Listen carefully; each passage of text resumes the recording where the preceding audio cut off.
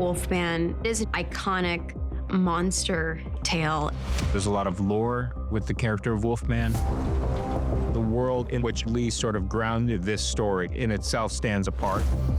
When I was trying to come up with a new angle for the Wolfman story, I thought about werewolf movies, and I knew I wanted to give audiences something new to experience. Leigh wanted to make something that nobody had ever seen before. That's something that is very easy to say, hard to accomplish. Hold it. He wrote it so specifically that there's sort of a pulse and a beat to it. He has such an atmosphere in his directing. Action! He's just so perfect for this. I'm on a film set. It's late at night. A truck's on its side. I saw a severed limb, and I can hear the cackling of some mad Australian director. And that's when I realized, this is a Leigh Whannell film, baby. This is incredible. Like, you guys are all bringing something I wrote down that started in this book to life. The writing process for me is always finding my way through the fog. And there's the thrill of discovery. Writing is pure creation. The movie is fast-paced, but the change that happens with the character is slow and methodical. So a lot of the early conversations were just about me and Leigh sort of mapping out what that progression looks like. When it's like fuller here and my face moves a different way, I'm not there yet. What makes this movie stand apart from the original is taking less of a magical approach to the Wolfman. What's wrong with him?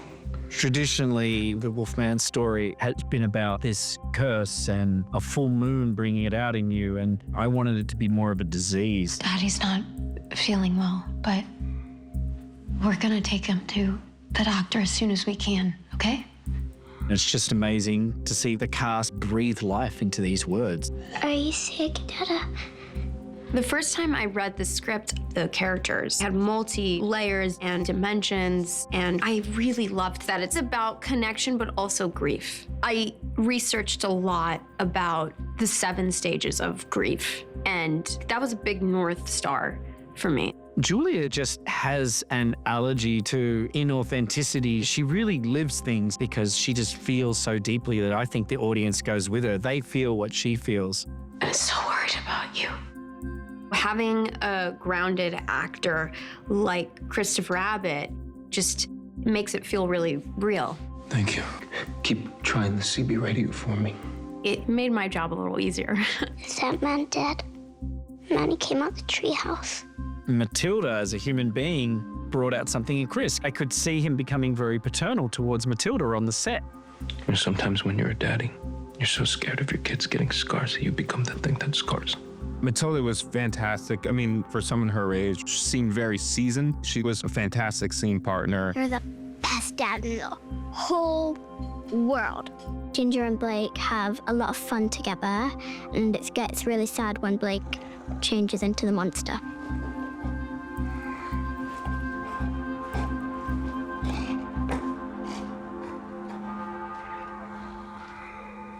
Daddy, I love you. I love you so much. Cut. Awesome. Wolfman is set in this beautiful, remote area of Oregon, and I wanted that iconic American farmhouse look, almost a nostalgic idea. Initially, we did scout barns and US-style houses, of which there are quite a few in both Auckland and Wellington regions.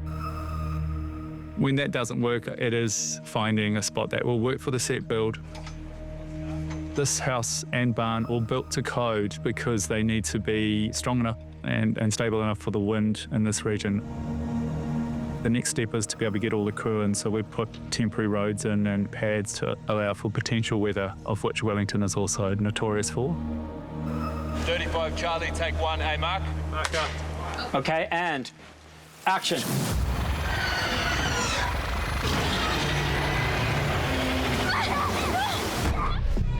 It was really important to me that we felt like nowhere was exactly safe ever in this house. The amount of details in that farmhouse, I forget that I'm on a set. To me, it is another character, which really can help the performance get into that flow state. My husband, he's not himself. In this space, you definitely get a sense that There are lots of doors and hallways and places that you could go off and get lost in. Ruby's design is some of the coolest I've ever been around. Sometimes you walk into a set, it feels like you have been transported.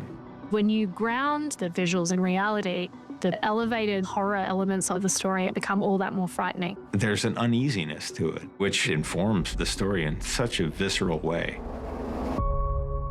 Shooting in New Zealand, we had these incredible mountains and forests to point our camera at. The landscape that New Zealand has to offer is nothing short of breathtaking.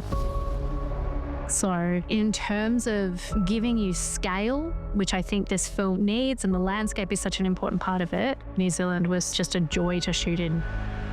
And with that scope and scale comes this feeling of isolation. There's a chaos and a dread there.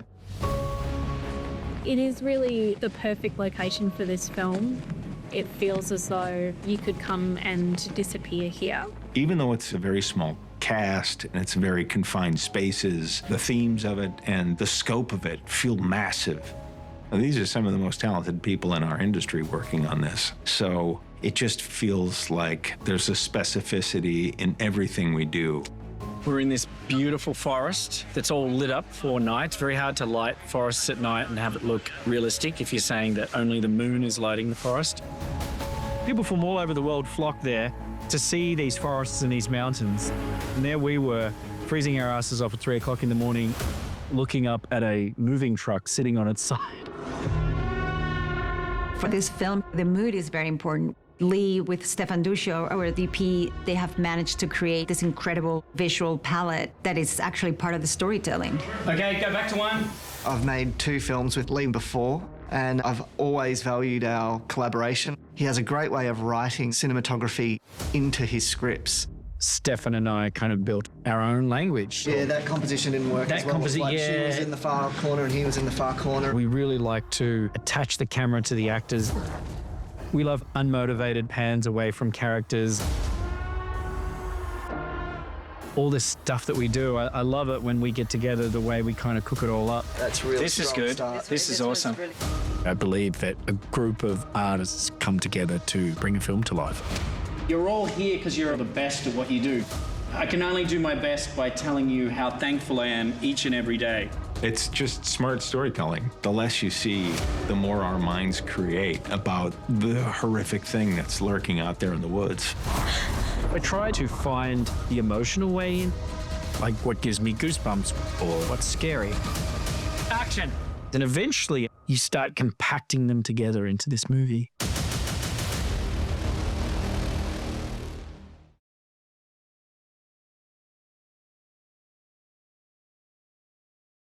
Slowly moving towards us.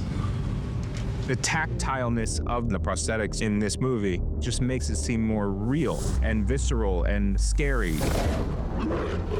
I really feel like this film is my tribute to the movies I loved growing up that were driven by practical effects and prosthetic makeup. When Chris got out of the makeup trailer for the first time and I saw him, I was completely speechless. Arian's work is incredible. He made it look so realistic. As a makeup effects artist, Wolfman is one of the properties that you want to do once in your life, right? I just want to make sure that this is a Wolfman that people will love. Daddy. When I was first talking to Arian, I told him I wanted to do something very different. I wanted something that feels like it could exist. Leigh knows what he wants, and I love working with directors like that. But at the same time, he gave freedom to tell this story in a new way. I didn't necessarily want to go for this furry dog look, you know. I wanted to lean away from that and go into something much more horrific, something visceral. I did this sculpture very, very early on, rather than sculpting the fantastical classic Wolfman that we've seen. I sculpted the tragic sadness of it, the moment that he's looking at his family and we realize we've lost him. As soon as I saw it, I knew that was it. I said, that's it. And he was expecting that I would have all these thoughts and notes. And I said, no, don't change a thing. He was very adamant that I maintain this look, and I was honored that he loved it. Hello? I think my husband was infected. I talked to Arian about wanting it to have some sort of leprosy feel. We treated this as an infection rather than a curse. You can get clawed or get bitten, and that's it. It happens very quick, and it's very graphic at times. Oh my God.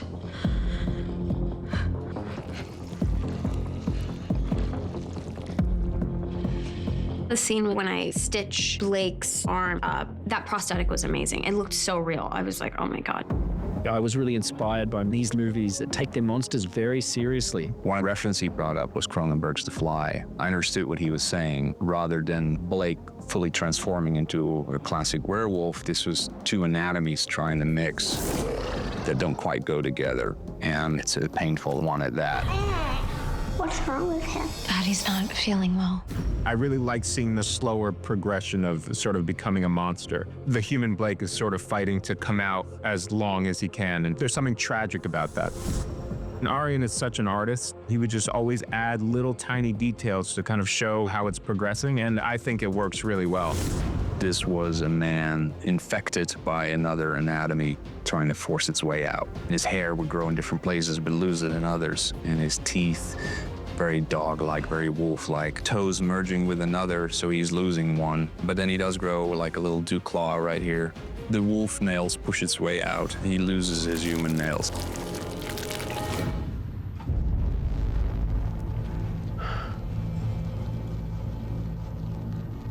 Our bodies are horrific. You know, they're the source of all our pain as well as our joy. It's living meat and tissue, and there's a lot that can go wrong with a body. I've had to chew through my own leg like an animal. We created the fake leg that was safe for Christopher to eat through. It's casted in layers with edible bones, which are made out of white chocolate. So Christopher can actually eat through these pieces of flesh and bone, and we'll see it separate in the shot. I just thought about getting to the chocolate. It looked so incredible. They're doing such a beautiful job. This movie really relied on craftsmanship of getting everything in camera. We're tying bits of yak hair into the suit to create the hairy wolf effect. It's quite fine detail work. Emily used to restore Renaissance paintings, isn't that right? Before this. It's a whole combination of minds. Hair and makeup in particular with prosthetics, we're a united department. It was anywhere between 2.5 hours up to 7. Those longer ones were hard, but there's something almost meditative about it. You're looking at 7 hours of that actor's day already gone. So a film like this, the schedule is all around the prosthetics. It has to be. It's quite complicated, and I love a good spreadsheet.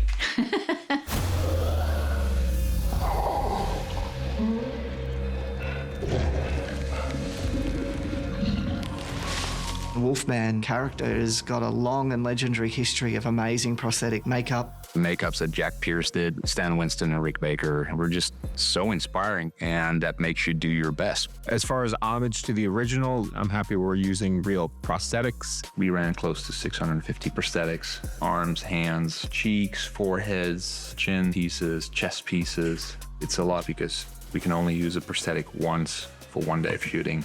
He goes to about 5 different makeup stages. So for each stage, he has a different set of prosthetics, different design, different wig, different teeth, different lenses. It's a lot of work.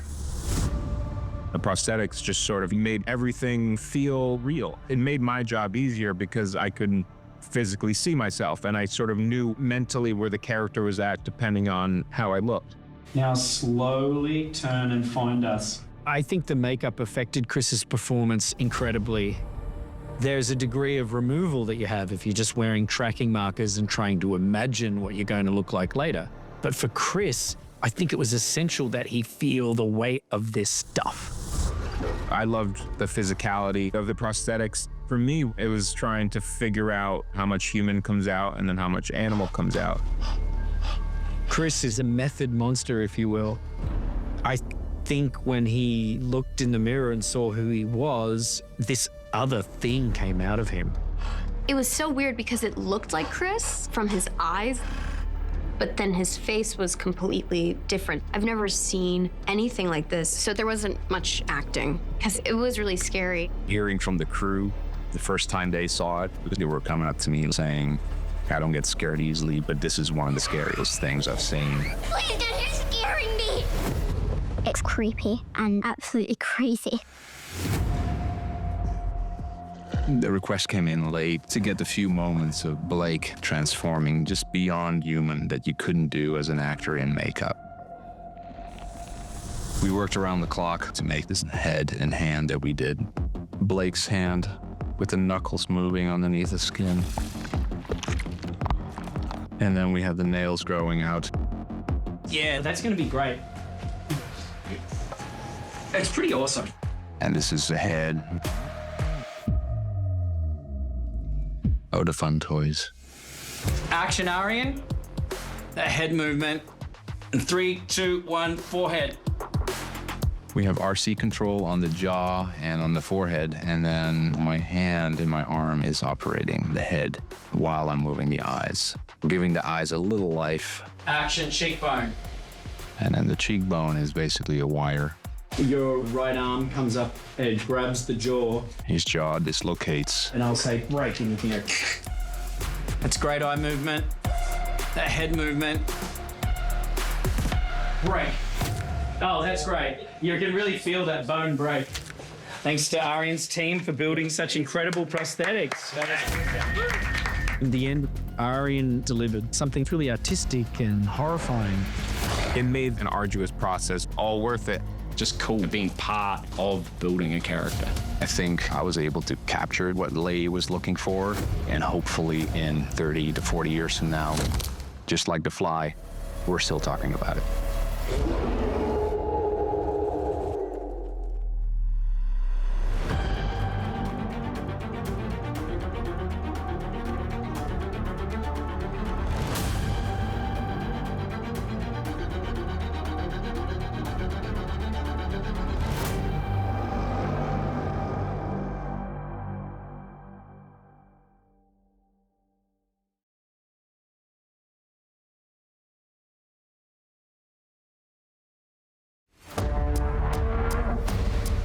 Realizing that you're in a horror movie and you're doing stunts, it's crazy, but it's really fun. There's a quality to being that practical with it that you can't replace. Ben. It was very uncomfortable sometimes, but then you would see playback and you're like, let's do it again. Julia. I think the practical stunts were important for this film because, first and foremost, I wanted it to feel very real.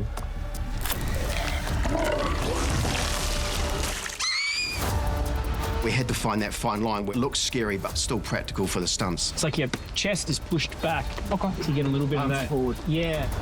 This is what it's about.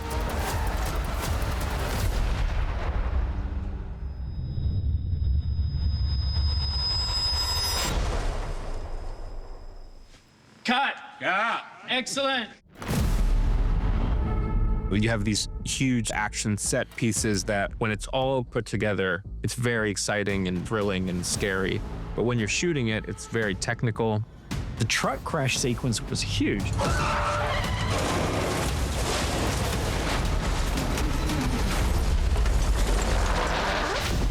I mean, to roll this truck over and have it end up hanging off a cliff is insanely difficult. You're gonna give this piece a heart attack. The set piece that they built in the woods when the truck is sort of hanging over the cliff and we need to climb out, it looked incredible, you know, and it's all practical. It's about a 6.5 meter drop, so it's probably one of our biggest setups of the whole entire shoot. There's a lot of moving parts. There's special effects involved, stunts, cast, doubles, the works, you know. We love the camera to put the audience inside the action, to feel the way the characters would. So in this case, you have a truck balancing on the edge of a cliff. So to those characters, the world is on its side. Ginger, are you okay? Look at me. We gotta get out of this thing. We had to climb out the truck on a harness, and it was a sheer drop either side. We have to make sure that all the actors, etc., are safe and they can get in and out, and they can hang and wear different directions. So what we've got is 4 lines just above us here, running out into a tree in the distance. And so what those are doing is it's just acting as a safety line so that our performers can move on the truck. And let's start hooking them up. Done. Any concerns? None. I think we're pretty good. That was really hard because after like hour 4, it was freezing cold. It looks awesome though. Hey, no! So stunt double falls away, crashes to the ground below. Then the camera keeps moving around, looking back up on Blake, dangling in his seat. It's just a full-on stunt sequence.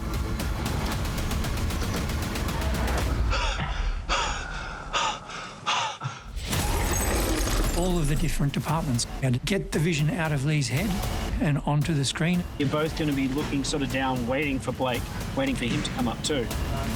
Getting that whole thing wide on location, that was insane. It was amazing. Come on, I'm gonna catch you. You good?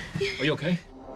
There's a scene in the movie where Charlotte decides she has to get her family out of this house in the middle of the night and not just wait until the sun comes up. So the whole sequence is they've run from the house down to the pickup truck to try and get away. Any scanning over here especially is awesome because we're just looking straight at you. So anything you play this way is great. Julia tries her best to get the truck started with the battery. On action, it will go. You'll come around here. Julia gets it started, closes the doors. The gag is that Grady's on the truck and the windshield is all frosted over with dust, which incidentally is cinnamon. It smelled delicious. Who knew? The wipers will go, revealing Ben. I was always thinking that this would be a big jolt in the film. I just wanted to have the most shocking reveal possible. 3, 2, 1. Julia hits the window wipers and bang.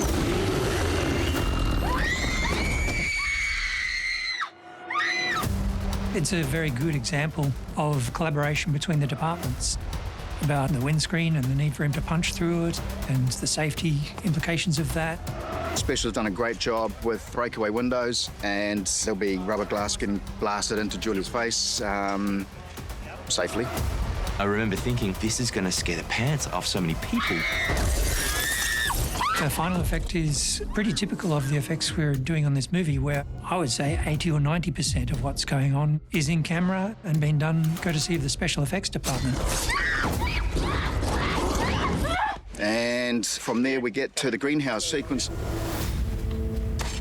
So it was tricky to shoot because we needed to put Christopher Abbott, Julia Garner and our lovely Matilda on top of this greenhouse that was very slippery, very wet and very precarious in the middle of a freezing Wellington night. Chris, on action, you pull the ladder up. Action! Put your characters up a tree and throw rocks at them is a screenwriting proverb. And in that particular case, I quite literally did that. I put them up top of a greenhouse and threw a wolfman at them. The stunt work on the greenhouse was really scary, but I have to say, Matilda, she was in such good spirits. She's amazing. I should try to be as quiet as possible. Then it's like, That's good. So maybe, Matilda, did you hear that, love? So sitting on plastic was a challenge. It feels horrible. It feels like it's going to give way at any time. And that's what Leigh really wanted. You should start getting different shots of the slashes appearing. Then we can do a slash near Chris. After Matilda's crawling forward, then that slash happens, and that's the one she falls through. It was all madness. While filming this movie, as soon as they call action, I keyed up like crazy. And I've never ran so much in a film. I just wanted the film to keep ramping up. And make sure you lean over him when you're ripping into him. Look at this. After every good take, we hug. High fives and hugs. You have to. That's a wrap. You have to. That's a wrap.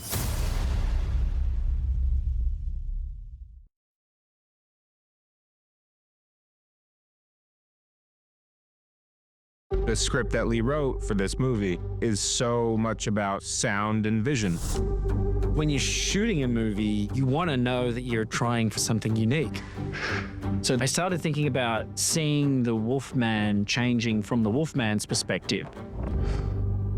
We've really latched onto that with both hands and tried to show you what the world is like from Blake's perspective. And one thing that was born from that was the idea of this wolf vision. The way Leigh would describe the soundscape, I think it'll feel as close to what we as humans can imagine an animal sees and hears. It's all completely night visioned out. The trees are talking, every bug. It'll be like crazy sound design. I did a lot of research about the range that animals hear in, specifically dogs and wolves. It was endlessly fascinating.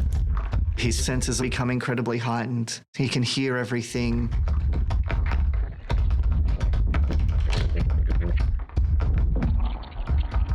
And I loved the idea of two characters in two separate worlds, one in the human world and one in the animal world. And the idea that they could not communicate anymore. What is happening? I can't understand you. The visual shows the separation and how deep it is and how they're fighting to stay communicating.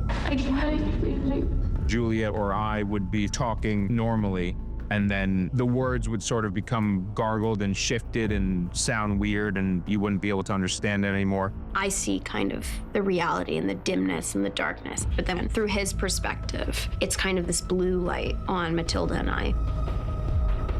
I wanted all this perspective changing to happen in camera.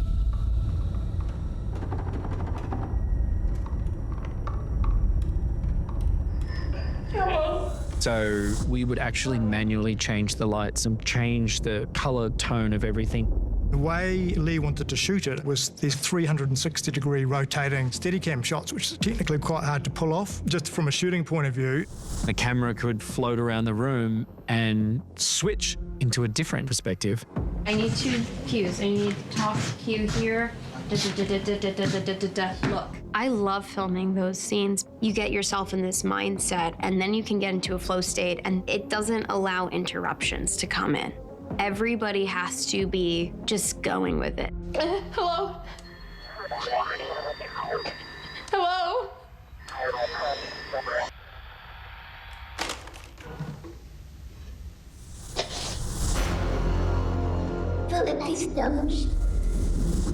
When we're in the perspective of the wolves, the way we see the world and hear the world, a lot of that was going to be in the sound mix and also in VFX, creating something that is unique that we haven't seen before.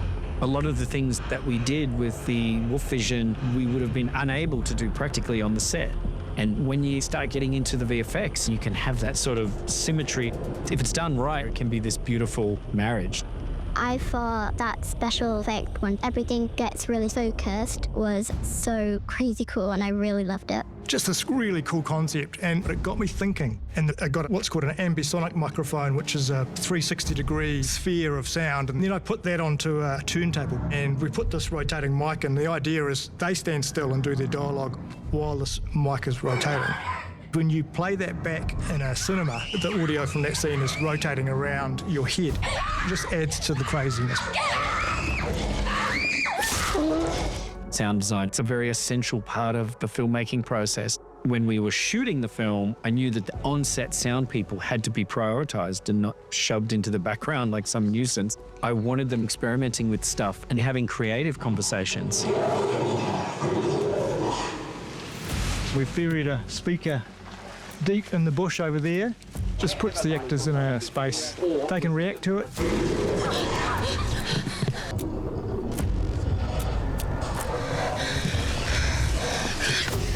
It's a bit better than someone going, ah! It gives a very present feeling to the whole thing, and it's great. Scary. There's all these little experiments you can do that are really fun.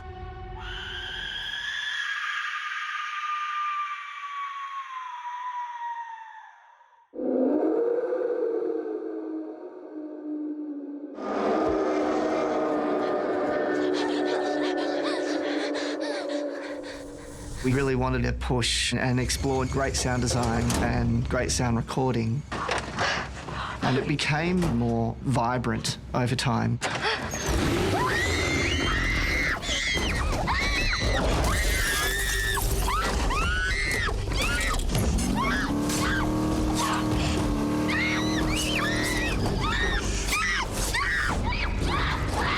With the greenhouse scene, I wanted everything to be very extreme. Take the sound of a staple coming out of the plastic and crank up the volume.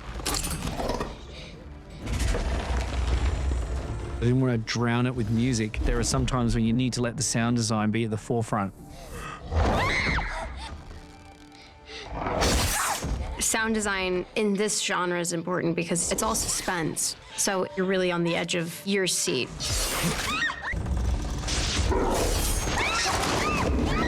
The sound makes it visceral and terrifying.